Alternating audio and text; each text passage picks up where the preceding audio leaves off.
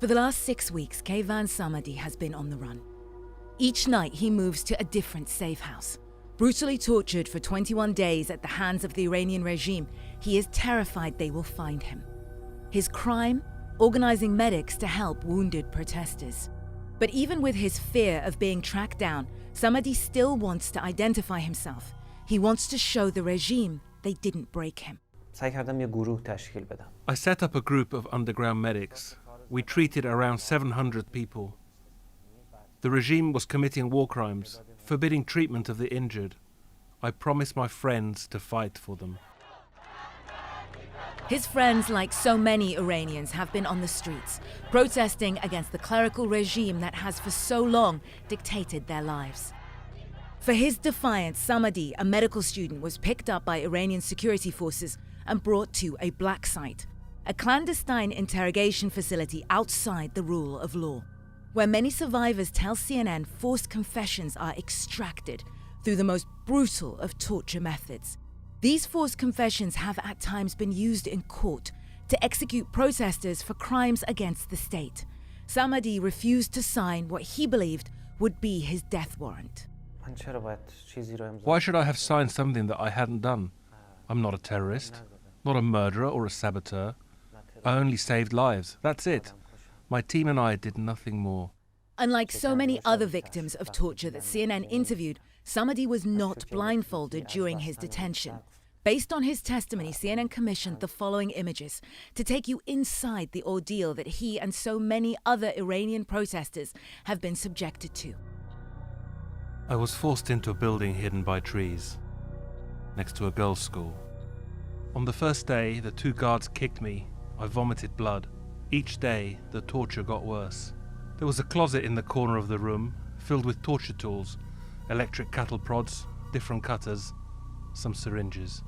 They drugged me. They wanted me to stay alive longer, to torture me more. The guards started kissing me and licking my neck. They touched my genitals and my buttocks. On day 16 of my arrest, I descended into hell.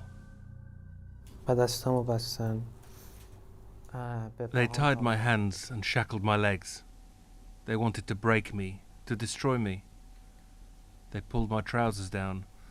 I thought they were going to give me an electric shock again. I couldn't believe they were going to do this. He took the baton and went behind me. I was waiting to be beaten up. He kissed my neck and shoved the baton into my anus. And he said, "This is what us soldiers of the revolution do to gay boys like you." I was shocked and didn't know what to do. I couldn't even scream. I was dumbstruck and just cried in silence. I can see the dark circles around your eyes. Do you sleep?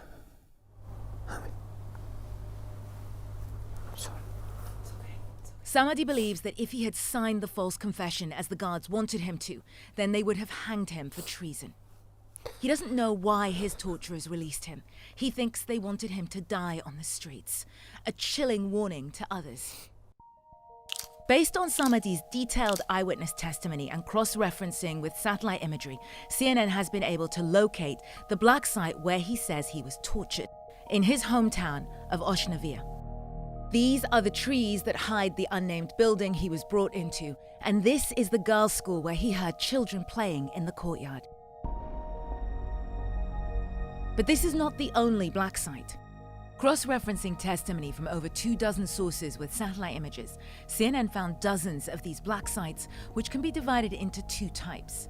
Undeclared illegal jails inside government facilities such as military bases and intelligence centers, and makeshift clandestine jails that typically crop up temporarily near protest sites. For instance, in this city, known for its religious pilgrimage sites, they've been using some mosques as detention centers, according to multiple sources CNN spoke with. This pattern can be seen in different cities across the country. In Sanandaj, we found at least 6 unofficial detention centers, Zahedan 5, and Tehran, the capital, where CNN was also able to locate 8 different pop-up torture sites. After speaking to dozens of eyewitnesses who were tortured in these different unofficial detention centers, the barbaric treatment used on Samadi was not unique. His experience tallies with other eyewitness testimony. called me a slut, rubbed himself against naked me. with their hands tied. Humiliation. videotaping No us. choice but to confess. In total, CNN located over 36 clandestine jails across the country. It paints a picture of a regime meting out torture on an industrial scale, designed to crush an uprising that has posed the biggest existential threat to the regime in decades. These are photos of just some of the protesters that state hospital physician Dr. Mohsen Sohrabi and his colleagues treated in the city of Sanandaj, a major flashpoint in the crackdown of the uprising. It was an illegal act, according to the Iranian regime. For that, he too was brought to a black site and tortured. They are a power in and of themselves. They don't follow any kind of human rights. There is no supervision. What kind of supervision do you have to have when people are being raped? They don't have any moral boundaries. They just want you to confess so they can prosecute you.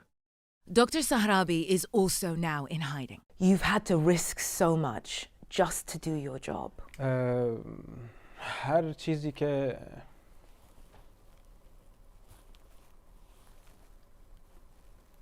If I cry, it's not because I fear the Islamic Republic. It's not because of what I have lost. It's for the cruelty that people in Iran are facing.